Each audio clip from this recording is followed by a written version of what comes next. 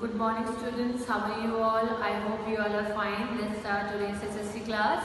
So in today's SSC class we are going to move to next part, and that is history, right? We have covered all the syllabus of civics. So in today's class we move to part history. And in today's class we are doing chapter 10. Your chapter 8 and 9 is omitted, so we are not going to do those chapters. So in today's class we move to 10th chapter, and the name of the chapter is New Empire and Kingdoms and the Golden Age of Gupta Period. तो हम नए साम्राज्य, नए राजाओं के बारे में पढ़ेंगे और जो सुनहरा समय था गुप्ता पीरियड का, चंद्रगुप्त वगैरह का, वो जो है हम इस चैप्टर में डिस्कस करने वाले हैं, right? So in today's class we are going to discuss page number 139. Page number 39 पे इंट्रोडक्शन है, उस टॉपिक को हम जो है डिस्कस करेंगे. Let's start by reading from your book.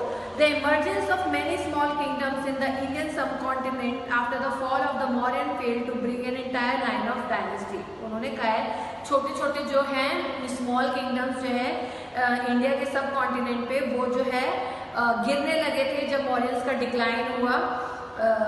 In the 4th century AD, the rise of the Gupta Empire marked the golden era in the history of the India. तो उन्होंने कहा है 4th सेंचुरी के time पर Gupta period में एक उछाल आया, यानी कि राइज आया, और वो जो है हमारे भारत का सुनहरा पीरियड था.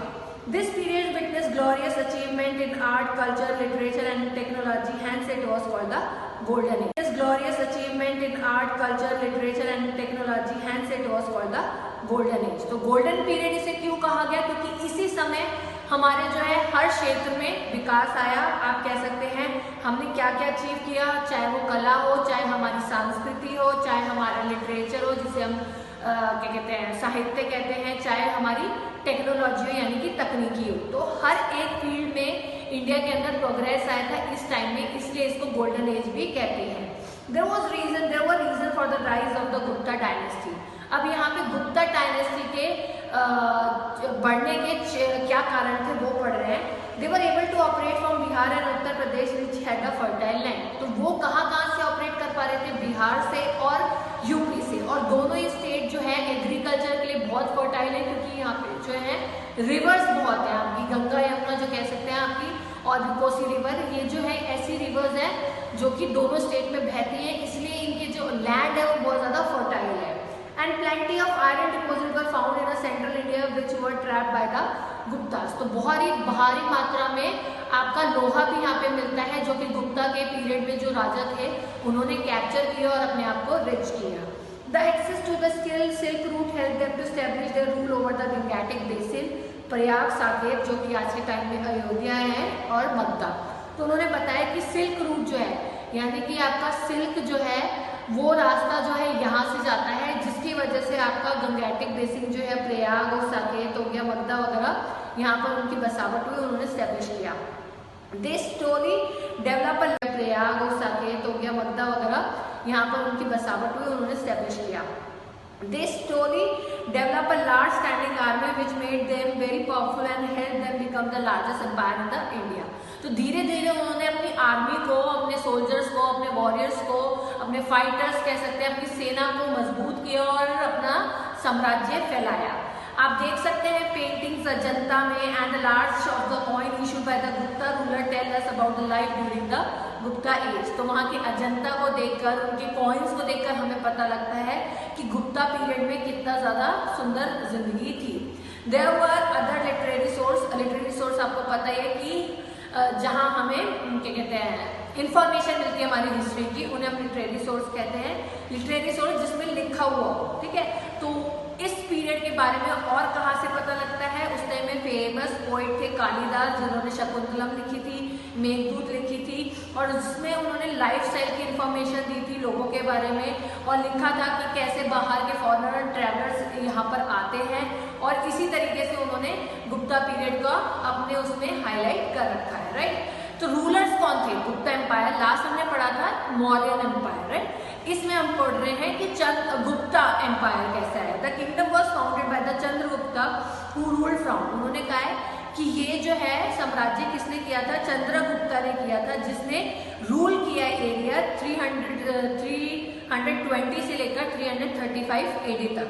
Chandragupta one came to the throne in AD 320। तो चंद्रगुप्त जो थे वो थ्रोन में आया था, राइट। तो रूलर्स कौन थे? गुप्त एम्पायर, लास्ट हमने पढ़ा था मौर्यन एम्पायर, राइट। इसमें हम पढ़ रहे हैं कि गुप्ता एम्पायर कैसे आया। The kingdom was founded by the Chandragupta who ruled from. उन्होंने कहा है कि ये जो है साम्राज्य किसने किया था? चंद्रगुप्ता ने किया था, जिसने रूल किया एरिया 320 से लेकर 335 AD तक। Chandragupta one came to the throne in AD 320। तो चंद्रगुप्त जो थे वो थ्रोन में आए थे, यानी कि गद्दी पर बैठे थे AD 320 में। उन्होंने शादी की थी कुमारा देवी से, जो कि प्रिंस थी लिच्छवी की, जो कि वैशाली में एक जगह है, और उन्हें पाटलिपुत्र यानी कि जो आज बिहार है वो उन्हें दहेज में मिला था। He assume the title of a Maharaja Dhiraja. उनको जो है टाइटल यानी कि उनको इस नाम से भी पुकारा जाता था, महाराजा धीराजा, जिसका मतलब है राजा के राजा। Since he extended his empire, इसलिए कहा जाता था क्योंकि उन्होंने प्रयाग से लेकर अपना साम्राज्य फैला लिया था। Soon after his death in AD 335 Samudragupta ascended the throne.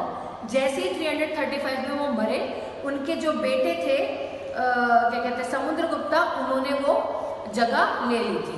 तो नेक्स्ट क्लास में हम नेक्स्ट टॉपिक पढ़ेंगे समुद्रगुप्ता क्या था, और आगे के जो टॉपिक्स हैं वो डिस्कस करेंगे। आज हमने पढ़ा कि गुप्ता पीरियड किसने रखा था, और गुप्ता पीरियड क्यों इंपॉर्टेंट है, क्यों उसको गोल्डन पीरियड कहा जाता है। सो आई होप आपको समझ में आया होगा। Thank you for watching the video. Have a nice day.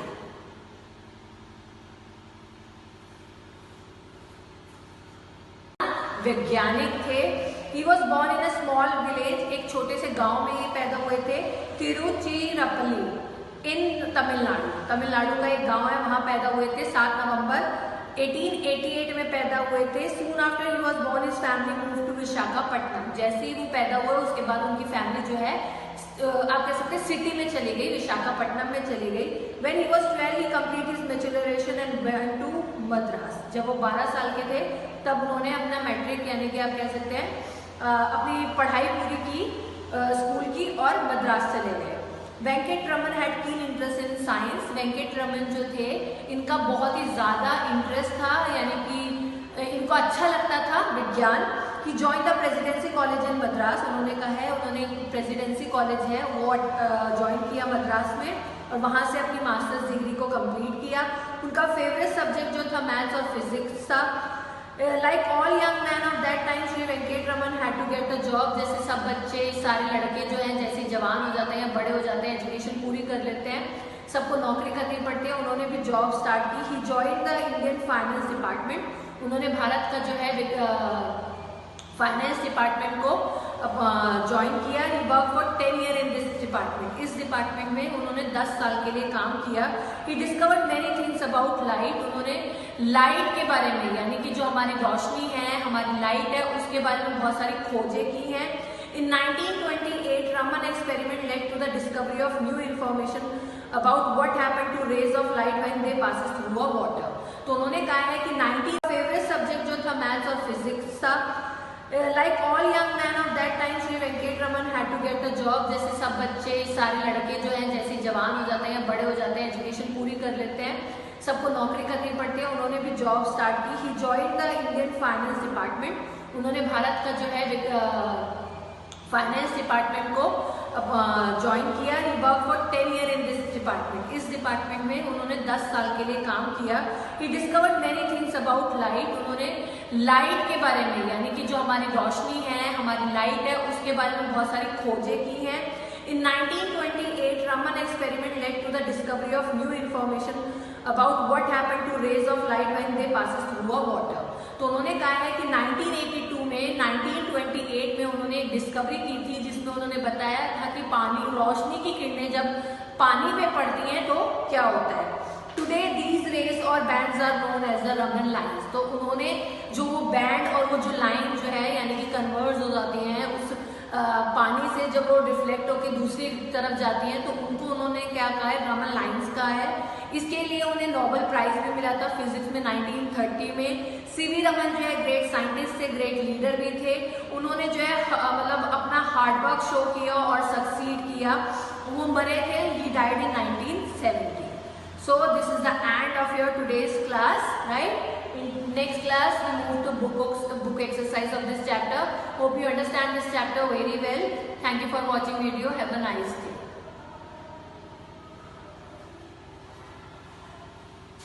I hope you are fine. Let's start today's SSC class.